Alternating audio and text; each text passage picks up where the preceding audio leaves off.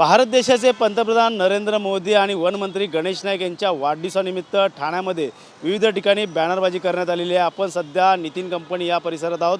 या ठिकाणी मोठ्या प्रमाणात होर्डिंग्स या ठिकाणी लावण्यात आलेले आहेत। कार्यकर्ते आणि बडे नेत्यांकडून या ठिकाणी पंतप्रधान नरेंद्र मोदी आणि वनमंत्री गणेश नाईक यांच्या वाढदिवसानिमित्त शुभेच्छा देणाऱ्याचे बॅनर या ठिकाणी लावण्यात आलेले आहेत। येत्या 17 सप्टेंबर आणि 17 सप्टेंबर रोजी नरेंद्र मोदी यांचा वाढदिवस आहे, तर 15 सप्टेंबर रोजी गणेश नाईक यांचा वाढदिवस आहे। मात्र या अगोदर देखील आता भाजपला या ठिकाणी मोठ्यात मोठं यश कशाप्रमाणे मिळेल यासाठी देखील अनेक वेळा वनमंत्री गणेश नाईक यांनी या ठिकाणी अनेक वेळा येऊन अनेक कार्यकर्त्यांची भेट घेतली, तसेच जनता दरबार देखील घेतला। मात्र पाहायला गेलं तर आता भाजप देखील या ठाण्यामध्ये मोठ्या प्रमाणात आपले जास्तीत जास्त निवडणुकीमध्ये या नगरपालिकेमध्ये जास्तीत जास्त कशाप्रकारे नगरसेवक निवडून येतील यासाठी देखील आता मोठ्या प्रमाणात प्रयत्न करताना पाहायला मिळतं आहे। पाहायला गेलं तर काही दिवसापूर्वी गणेश नाईक यांनी ठाण्यात देखील वक्तव्य केलं होतं, ते म्हणजे नवी मुंबईमध्ये ज्या पद्धतीने पक्षाला आम्ही सत्ता मिळवून दिली तशी ठाण्यात देखील देऊ शकतो।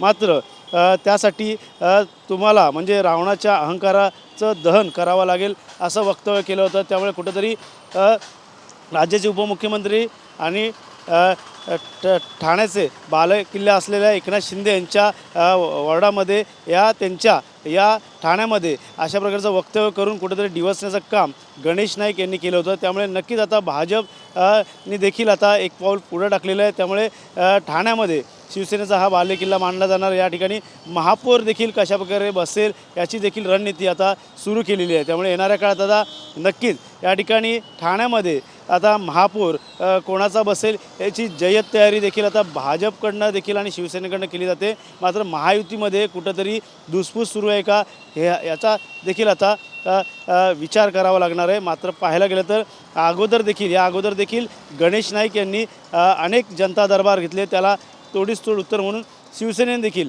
जनता दरबार घेतले। मात्र या जनता दरबारामध्ये अनेक जनतेची कामं जी ते प्रलंबित आहेत। त्यामुळे येणाऱ्या काळात ठाणे महानगरपालिका निवडणुकीमध्ये कोणाची पकड मजबूत असेल, कोणाचा महापौर असेल याकडे सर्वांचंच लक्ष लागले। मात्र सध्या तरी गणेश नाईक यांचं शक्तीप्रदर्शन म्हणून अनेक ठिकाणी बॅनरबाजी भाजपच्या वतीने करण्यात आलेली आहे। त्यामुळे येणाऱ्या काळात आता भाजप कशाप्रकारे सक्रिय होईल हे देखील पाहणं महत्त्वाचं राहणार आहे। त्यामुळे आता गणेश नाईकांना शुभेच्छा देणारे बॅनर जरी ठाण्यामध्ये झळकत असले तरी नरेंद्र मोदी यांना शुभेच्छा देणारे बॅनर ठाण्यामध्ये झळकत असले तरी मात्र येणाऱ्या काळात स्थानिक स्वराज्य संस्थेच्या निवडणुकीमध्ये कशाप्रकारे भाजप हे घवघवीत यश मिळवेल हे देखील पाहणं गरजेचं राहणार आहे।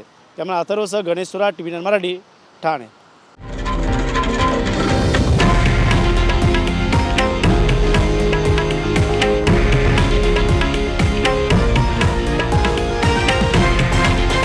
हे आहे देशातील नंबर 1 न्यूज नेटवर्क आणि आपण पाहत आहात TV9 मराठी, एकमेव।